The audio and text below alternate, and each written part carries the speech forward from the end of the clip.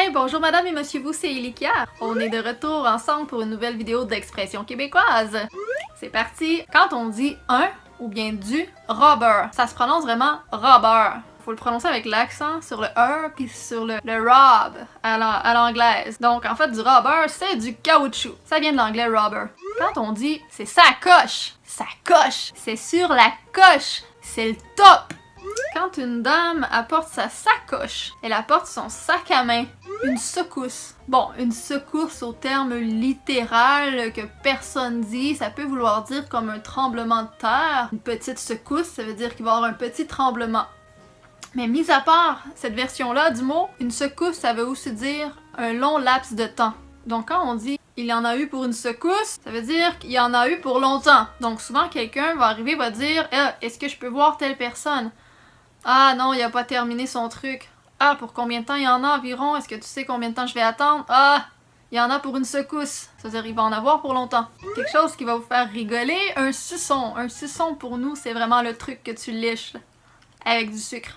Ça, c'est un suçon. Et vous, vous dites une sucette. Pour nous, une sucette, c'est le truc que tu te fais faire dans le cou, là. Un toutou, pour nous, c'est une peluche.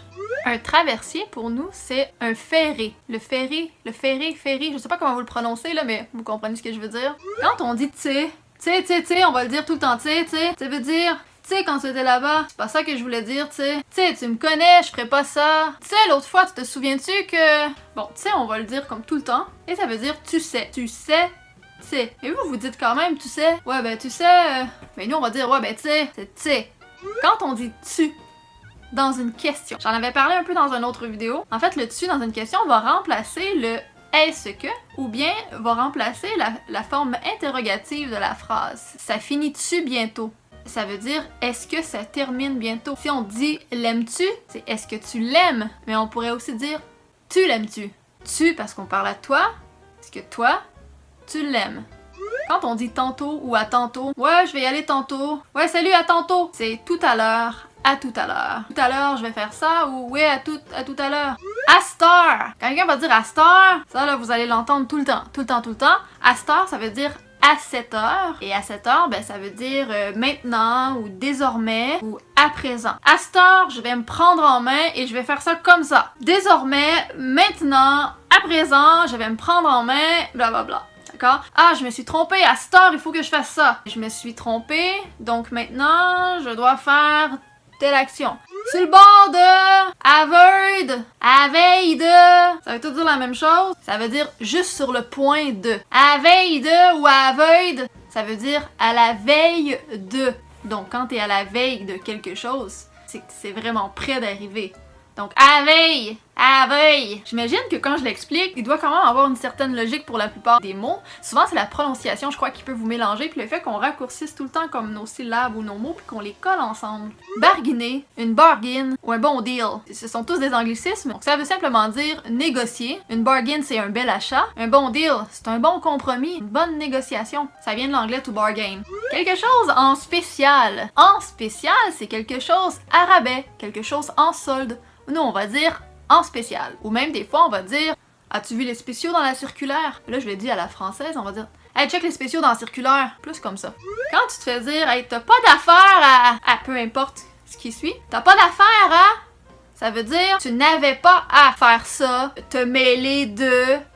Tu n'avais pas le droit de... T'as pas d'affaire à dire telle chose à mon sujet, à ton ami. C'est que t'avais pas le droit de le dire. T'avais pas à te mêler de ça. Donc t'as pas affaire de quelque chose. Ça te regarde pas. T'as pas d'affaire. T'as pas d'affaire à faire ça. Hey, t'avais pas d'affaire à dire ça à mon ami. Hey, t'as pas d'affaire à me parler comme ça. Hey, t'as pas d'affaire ici. Dégage. Tu n'as rien à faire ici. Du mort! L'expression avoir des croûtes à manger, ça veut dire que t'as du chemin à faire, t'as des preuves à faire, tu dois acquérir de la connaissance ou de l'expérience. Les croûtes, ils font référence aux croûtes du pain tranché parce que nous, on mange beaucoup de pain tranché. Quand on dit on va s'acheter un pain, c'est un pain tranché, c'est pas une baguette là. Donc, avoir des croûtes à manger, ce sont les croûtes des tranches de pain.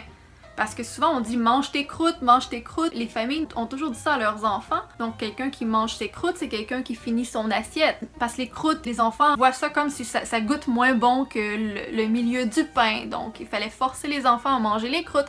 Donc on va dire mange tes croûtes, tu vas grandir plus vite.